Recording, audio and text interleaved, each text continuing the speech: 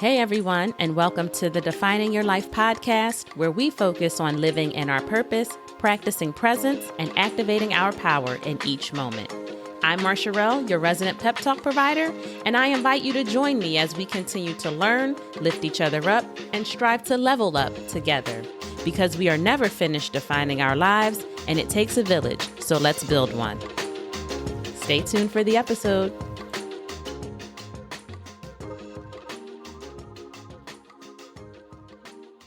Hey everyone, I hope that all is well and that you have been staying cool out here because it has been incredibly hot. It's actually been hot and stormy over here, but I'm grateful for the rain because my garden was probably feeling a little dehydrated by now. But all is well. The tomato plants are giant, and I even saw a few of them turn in the corner, turn in color, so I'll take that. The garden is growing and making gains in the midst of what seems like crazy, unpredictable weather. But nature, however it's showing up, is a constant. So anyway, thank you for all of the birthday wishes last week. I had a chill day with a nice dinner with my family, and I've just been sprinkling things in here and there to keep the celebration going. It's really my favorite way to do it. And I hope that you were able to find at least one way to celebrate this week and were able to layer in some additional joy in your life, just on a random day. And if you did, I would love to hear all about it. So please reach out and let me know some of the ways that you have been celebrating or maybe plan to in the immediate future. Now, our chat today is somewhat related to all of the celebrating that we've got planned, right? Big and small opportunities to do it. But no matter the scale, I believe that you'll find today's friendly reminder to be beneficial, a balance to your plans, if you will. And that is, don't break the bank. Sometimes in life, we get caught up in the moment, whether good or bad, and lose or relinquish our control in our lives. And when we do that, it's easy to get in debt real quick. Now, I'm not just talking about financial debt here, right? Though that's an obvious and easy target, especially in this season we're in right now. It's summer, everybody's out having a good time, impromptu gatherings, planned concerts, pool parties, and the like. And we got to look good, right? Since we're out and about. But I would just say, let's do our best to consider the future while still living in the moment. We should be present in each moment, live it up for sure. I mean, I am all about a fun time, but we can't forget about what comes after the moment. Will you have buyer's remorse? Will you find yourself feeling regretful? And so if you do, what does that mean? Well, it may mean that you'll have to pass on some of these things, right?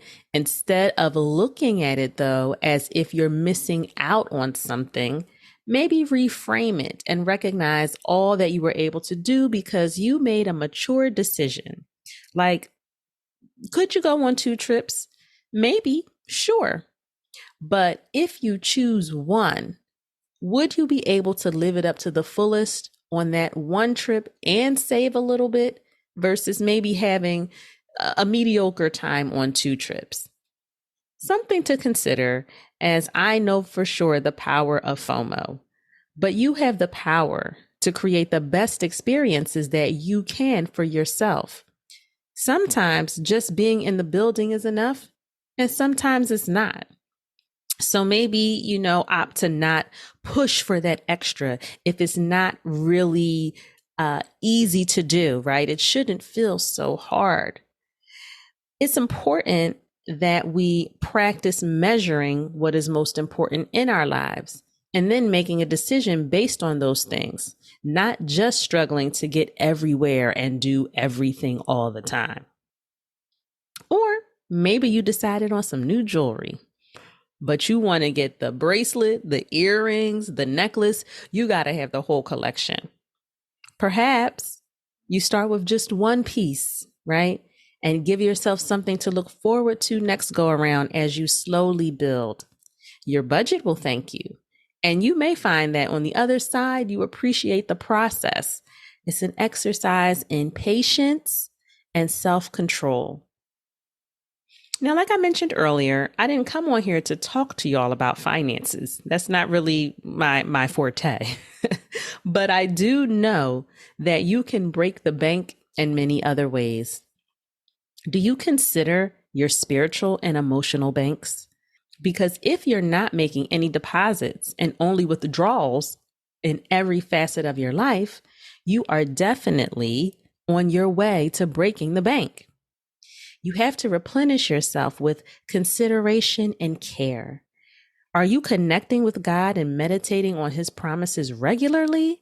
Or are you saying that same dry general prayer day in and day out and thinking that by chance, without putting in the deposits of prayer, study, worship, that those prayers will be answered? I have a question. Well, another question, because that was one, right? Do you view it as a negative to have to put in effort or work in those, I'll say, soft areas of life that you may not blatantly see the return on as much as you would, say, working hard at a job or career in exchange for a check every couple of weeks?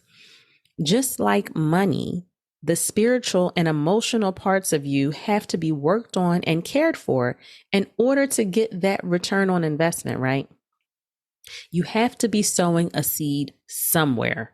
No matter where you end up reaping your harvest, the best bounty is going to come from the work you put in ahead of time. Maybe in this instance, it's genuinely praying for someone else, not just a one-liner that you spit out in passing, but offering a ride to someone that's in need, donating food or toiletries to organizations that look out for those who are lacking. These are all deposits. They speak to the essence of who we are. What are we willing to do? It doesn't mean we are going out here and doing all the things all the time, but when we do, it should be willingly, from a spirit of giving, from a spirit of worship, and of course, not of expectation. So I want to ask you as well, what's up with your emotional piggy bank? Can you hear just a few coins clinking around in there? Or is it so full that there's barely any sound when you shake it? Are you surrounded by folks that don't mind making deposits? Or are they always asking to borrow from your bank? We should all be doing our best to make sure that our emotional care for others is steady and unwavering. Are the people in your life consistent emotional providers? Are you? It's not about perfection.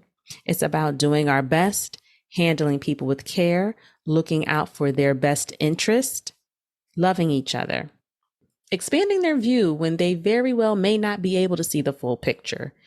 And hopefully they're doing the same for you, because we've talked about it before. It's not sustainable to be involved in relationships when there is no reciprocity. It's not a what you're going to do for me thing, but an organic give and take. When I'm full and you're empty, I can't expect you to take up the slack. That's my turn, right? We're depositing into one another so that no one suffers alone and no one feels like they have to be on an island when they arrive right at the top because they don't know what your intentions are. You know that saying, as long as you owe me, I'll never go broke? Well, if we always owe each other, no one will ever be in a deficit. So pray for yourself, pray for your neighbor. Treat yourself well, treat your neighbor well also. Smile at yourself in the mirror. Share a smile with someone else. Love one another with grace, and then it shall be extended to you. I'll leave you with a quote from Christy Williams today. If you allow people to make more withdrawals than deposits in your life, you will be out of balance and in the negative. Know when to close the account. Amen to that. But I also want to add to that by saying, don't put anyone else in the negative either. Let's hold ourselves accountable for how we treat those who may be generous, who may be givers, or still struggling to feel empowered to speak up for themselves. Just because they can't doesn't mean you should take advantage. This is very much feeling like an auntie lecture today. And I'm okay with that. Maybe it's because I'm 41 now. I don't know. But I do know I am an auntie, and that's cool. Aunties have wisdom.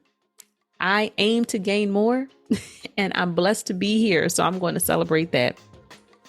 That was a little rant, but thanks so much for listening today. If what you've been hearing has been beneficial, remember to rate, review, share, right? And subscribe.